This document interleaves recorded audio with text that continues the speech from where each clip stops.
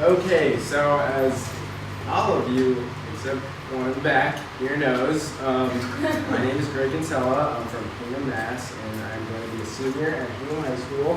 What some of you may not know is that I am actually very interested in politics, and that's something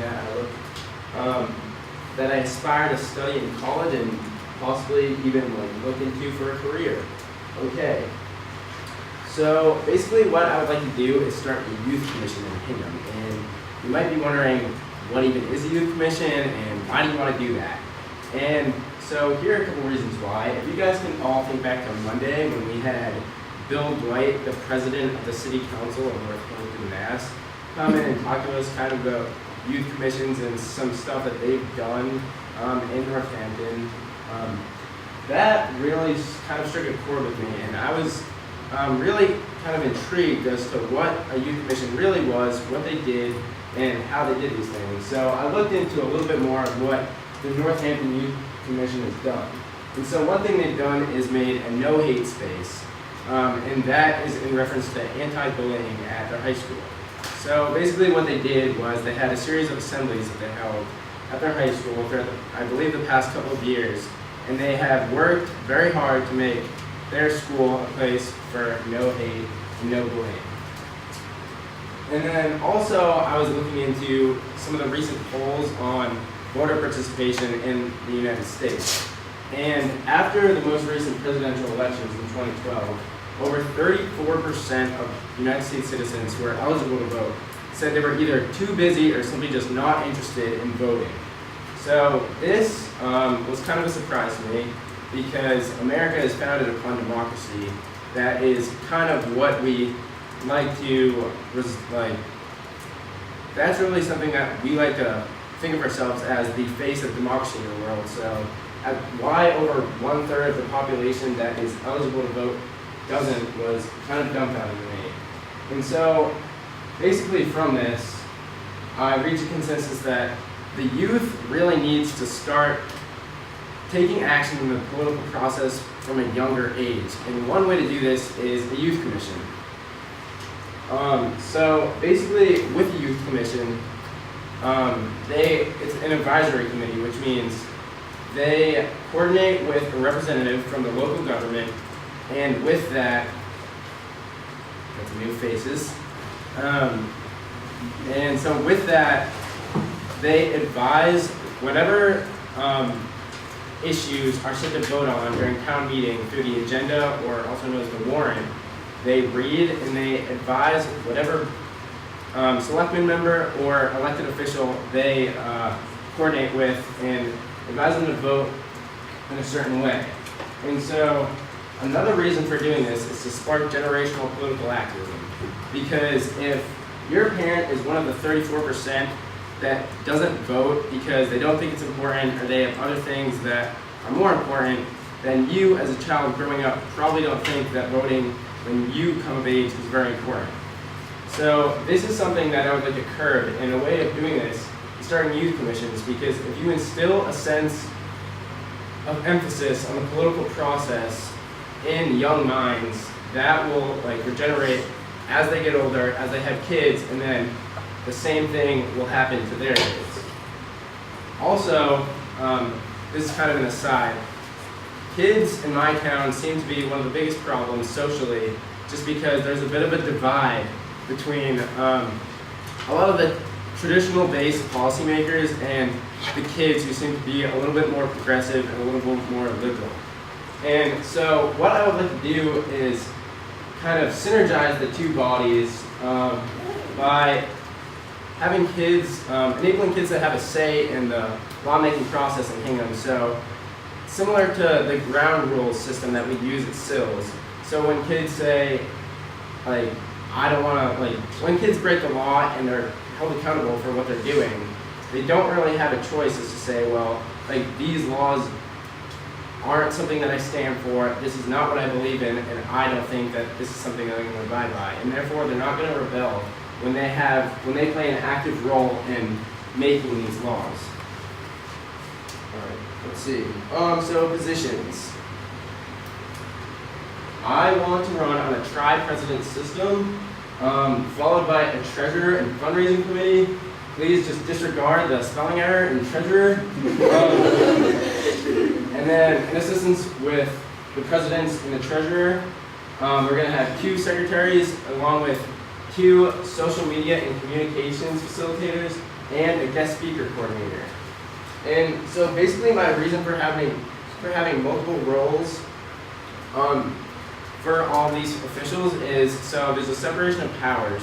So say when they reach a stalemate on a decision making or how the body would like to stand on a specific issue, they feel the need, everyone is able to have their own say. So basically what that means is you're curbing voting corruption, because this is something that I'll actually get into a little bit later. But there's going to be a large amount of social diversification in the actual body. So yeah, I'll explain further that later. It's just something to keep in the back of your mind. But it also creates a comfortable and safe learning environment, not only within the youth commission, but at school. Because kids don't feel pressured when they're around kids that they don't usually hang out with. When they go to school and they want to, say, participate in class and they don't want to be called a loser or something like that, because they're going to be close with kids that they wouldn't normally interact with. But as I was saying, in the decision-making process of what officials are going to be actually running the youth commission, there's going to be a separation of powers. So whenever a stalemate is reached, there can be a consensus that is come up democratically, and then also so no one gets too stressed on the workload. And if someone starts to feel really passionate about the youth commission and about the work that they're doing, they can feel free to take on more work, because most likely we're going to be continuing to challenge ourselves with new projects as issues evolve. And so through our voting practices, we're going to be upholding the fundamentals of democracy, because despite whatever position any member of the commission may hold, whether that's president or whether they don't serve a specific role and they're just there because they have a passion for local government or government as a whole, they are going to be able to have as much say as anyone else. Media influence. So as you noticed, there were 2 social media and communications coordinators, and a reason that we have that is because the media is something that's on our side and something that we use every day and that we're very familiar with. So therefore we have a generational advantage, specifically in Hingham, over, say, the traditional policymakers who are in their mid to late 60s and don't really utilize the same technology as we do. And you can see it in the news today. All over the world, politics are evolving, and social media is playing a bigger and bigger role in that. As you can see, if you watch the news, say CNN, Syria, Turkey, and Egypt today, social media, people send Facebook posts, tweets, they can live stream videos to go out, get national support for their movement, whatever that may be, and they can gain a global following too, because the web is so interconnected. Yeah, and then, okay, so short-term goals. First, I would like to contact my local elected officials, both the Board of Selectmen and the town meeting officials, just to tell them that I'm interested in doing this, and this is something that I want to apply to town meeting, so they may not feel bombarded and so opposed to this change, because that is kind of what happens usually in Hingham when a youth, per se, tries to get something passed, whatever it may be. Dan mentioned the fields earlier. It meets a lot of resistance even when there's no funding involved. So what I'm trying to do is create a sense of transparency by saying, hi, this is what I'm doing, this is what I'm interested in, do you have any questions, concerns? And I gave them an invitation to meet with me personally so we can discuss whatever issues they may have or concerns. And so we won't come up with those same issues, and hopefully this will make the process a little quicker. And then next, so school starts in Hingham on September 5th after Labor Day, or maybe to the 4th. But so hopefully on the first day I'm gonna have petitions out, but because there's so much don't know, there's a lot of hype surrounding the beginning of school, and people probably aren't going to be too focused on like signing a petition to start the youth committee because they're focused on school and a lot of other things. It's a fall sports startup and whatever anyone else may be doing, whether it's drama, band, or orchestra. So I would like to get 100+ signatures on the petition by October 5th, and that is not only going to come from like members of the student body who will be the supposed members of the youth commission, but also any citizens of the town, hopefully school officials as well. And then I would like to hold my first meeting for the youth commission at the Hingham Public Library on October 5th and have at least 30+ members. And basically what I'm going to do is, while I'm networking and working to have the petition signed that I'm going to later present in front of my officials, just talk to the people a little bit about what the youth commission actually is and try to generate some interest in that, because I feel like that's kind of a vague term. It's something that I'd never really heard of before I even came here. And once you kind of inform people on what it actually is, and if they have an issue that's something they would like to be brought to the table, this is a way that that can be done. And then also, so as you saw that little graph of the officials earlier, those will be elected hopefully by October 20th. And we'll create a doctrine or a constitution per se also by that date, along with Facebook and Twitter accounts. And we would also like to begin brainstorming for an article. So basically what that means is whatever issues may arise, I mean, hopefully none, ideally none, but whatever that may be, if some do, we would like to have that voted on in one of the town meetings later in the spring, most likely in April, end of winter, early spring.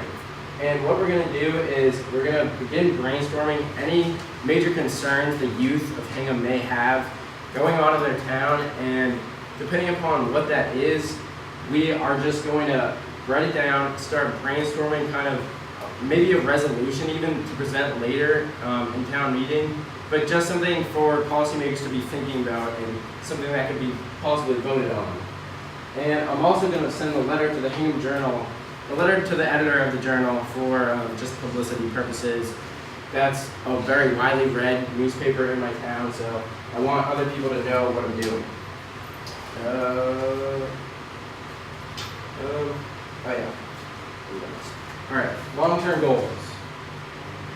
So, as I mentioned earlier, I'd like to create an article for a proposition to be voted on at some town meeting later in the year. And that's like pretty much hypothetical depending upon whatever issue does or may arise. I would also, whatever our position is on this article, again, hypothetical, just to advocate for it around town, whatever, by whatever means that may be, whether it's picketing or staging a protest, whatever means, doing that. And have the citizens of Hingham vote in our favor on said issue. That's also kind of idealistic. It might not happen. That's just the democratic process.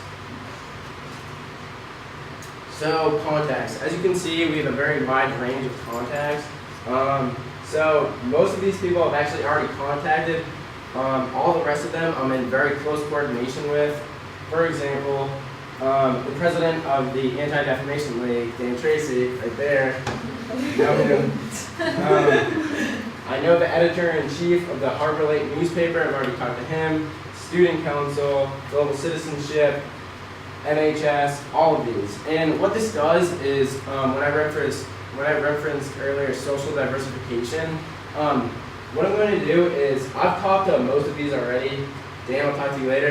But what I'm going to do is I'm going to have all of these organizations send a representative to the first couple introductory meetings of the Youth Commission. And what that's going to do is it's going to set a base for our membership, and it's going to potentially spark some interest in some of these members, but also it's so all of these members of the student body are represented and all of them have equal say in what we're doing, because we are a representation of all of the youth of Hingham. So we would like to get that as wide and broad as possible.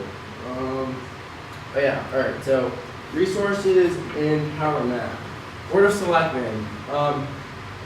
I got this a couple days ago. Apparently it's a little outdated because Dan cited Paul Gannon is one of the current selectmen, so Hingham has to update their town website.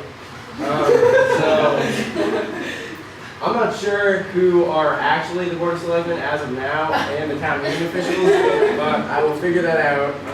Probably going to contact Paul Gannon because Dan knows him. And then power levers, excuse me. So partners, alliances, not necessarily through Hingham High School, but just some examples could be per se, like, so at Hingham High School we have a criminal justice club. That works in close affiliation with the police department. So there we have like kind of an intermingling of interests and issues that we would both like to see brought to vote, and so we could coordinate and work on a draft for, let's say, a resolution. So hopefully that can be brought to the table, voted on, and passed in our favor. Forming other types of alliances like that, that's something we're interested in doing because of power in numbers. Yeah, so power map. Most of you are already familiar with this. So this one's backwards, but yeah, you all know how this works. Hopefully, I'm trying to get the current selectmen, who are probably around here to over here, let's say. And I'm going to do that through those partners, affiliations, and alliances that I mentioned previously. Thank you. Any questions?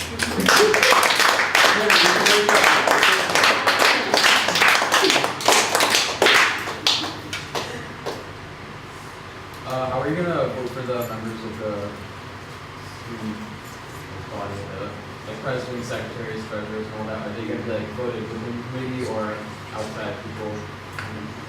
Yeah, so basically, do you remember when I referenced like how all of those clubs are going to send a member to the youth commission meetings? So maybe they, like, if they want their interests to be represented within the youth commission, then they will stage a member there. Yeah, so that's pretty much how it's going to go, and then hopefully from there, whatever member they send isn't there like through mandate and wants to be there. So if they like spark an interest in it, then they can go ahead and, like, let's say, run for treasurer or run for president or something like that.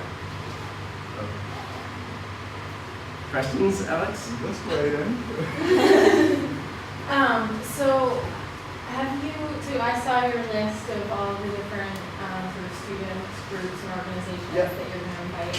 Have you given some thought to how you might include young people who maybe aren't super involved or involved at all in those kind of clubs or organizations, and even youth who are out of school?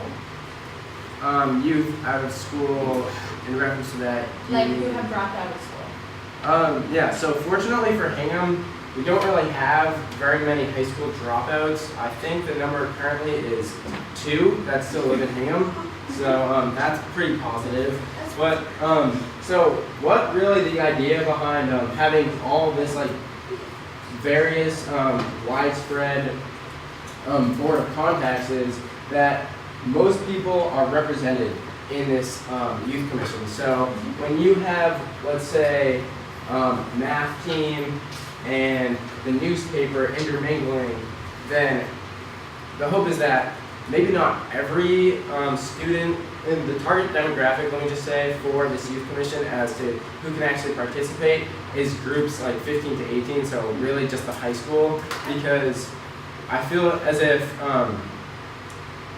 the younger ages may not really have a great understanding for what this is, or may not really have a great interest. And another way to spark that is in my high school we have like American political system courses and stuff like that. So if that's like kind of something that sparks an interest for you, then you can go on and try to participate in this. But so my hope with this was that there would be a wide enough spectrum of students that are actually represented, that the numbers of students that don't do any of these activities are going to be like very minimal, in the sense that hopefully around 90% will be represented within these, because I mean, to my knowledge, I don't really know anyone that doesn't do anything. And if they do, then I'm sure, like, they're still open to joining the committee, obviously. This is just so the interests of these clubs and organizations are represented. Gotcha, thank you. Have you, I know you have like faculty classes and stuff on there. Have you talked to the teachers that teach the like American politics classes that you were just Yes. I'm actually like very close to that teacher, so she is probably going to end up playing a pretty pivotal role in giving the incentive for her students that show an interest in her class to kind of take participation in this. So do you personally have any goals that you want the youth commission to like handle first? Or is it up to them? The youth commission and actually town meeting as a whole are really, they don't act in response to like certain religious affiliations or certain like political affiliations. Like, so regardless of what your political philosophy may be or beliefs, you are going to be represented and we aren't going to exclude you of this. So really we wanted to form our identity as a body of like concerned youth citizens basically on whatever issues arise and how we choose to act on those. Not necessarily, when I said like creating a constitution that like states whatever political affiliations we may have.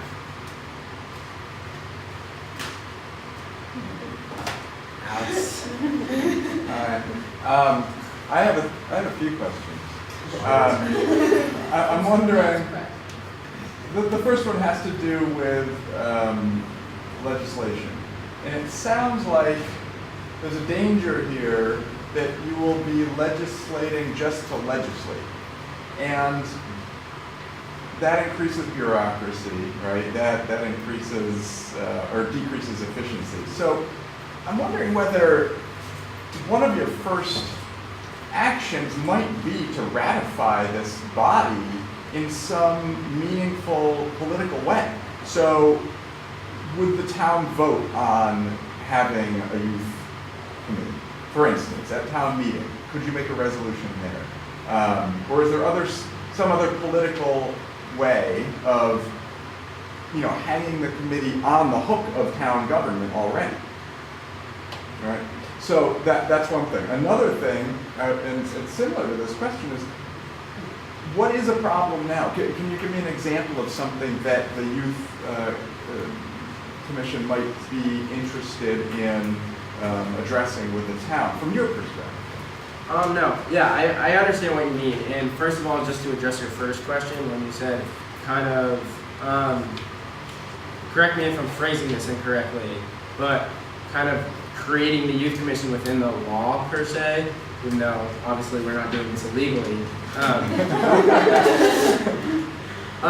So yeah, I understand what you mean, and I think just going back to that, and it's fair to say that a lot of Hingham is represented, or at least the youth's views can be represented like through parents, and that's true because that is of specific interest to any parent. How is my kid going to be affected by whatever legislation may be put in place?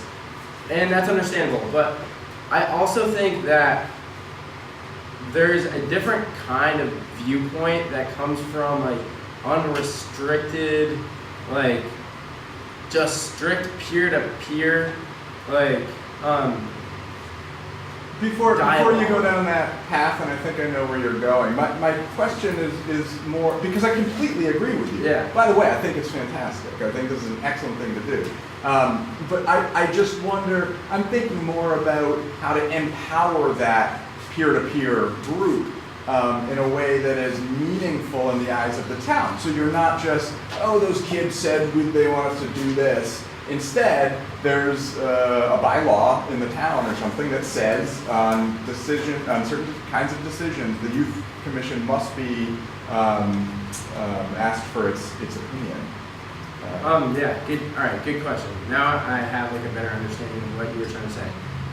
So one thing I kind of was thinking about this too, because I was thinking, well, why don't we just try to have direct influence on some issues as opposed to smaller influence on all. And one reason for doing that is because Hingham is a pretty relatively small and very tight-knit community, and so a lot of these issues intertwine, but I feel as if we made it a mandate for youth commission to have to be addressed on certain issues, then those would be like pretty minimal, and they would try to, and like this could be like a completely negative assumption that would never happen. Just previous events have led me to believe that I don't think the current policymakers would try to include the youth commission on a lot of things that could not only directly involve us and affect us, but also indirectly. And that's kind of what I meant by like how tight-knit our community is, because a lot of these issues kind of permeate through to other things, and I don't think maybe they would either account for that or just kind of maybe like disacknowledge it. And so for the second part, give me an example of these issues that you're talking about. Yeah, so you referred earlier to having there need to be some sort of problem in order to act upon. And that was one of the things that I was thinking about when I was starting this, because throughout history, that's kind of what happens. There's a problem or some sort of like large injustice, and then the coalition or whatever is formed. And so I didn't really think that A, that needed to happen, but B, because it was kind of just unfortunate timing. What happened, as Dan referenced earlier, was that, so for about 3 years, I'd say, we had tried to get turf fields on our high school and like a new stadium and lights and like the whole shebang. And this was completely donated by a very generous individual in our town who cares a lot about like youth sports and like youth activities. And so basically there was literally no funding needed by the town or the school or anyone, no donations, no anything. Yet they still continued to vote against this, and almost seemingly for no reason except for one of the arguments was the pitter-patter of rain on steel like bleachers would make a very loud noise, and that young children can't be around lights at 10 o'clock at night for a night football game while they're trying to go to bed. So like these sort of kind of like I'm trying to think of like an appropriate term or word. If you aspire to politics, you should come up with a list of these. Words. So yeah. So that was kind of my thought process. But like I understand like your concern, and I do definitely think it's going to be hard, especially at this point in time, to kind of try and make this happen, because now like the fields are currently being built. We have them. We essentially won.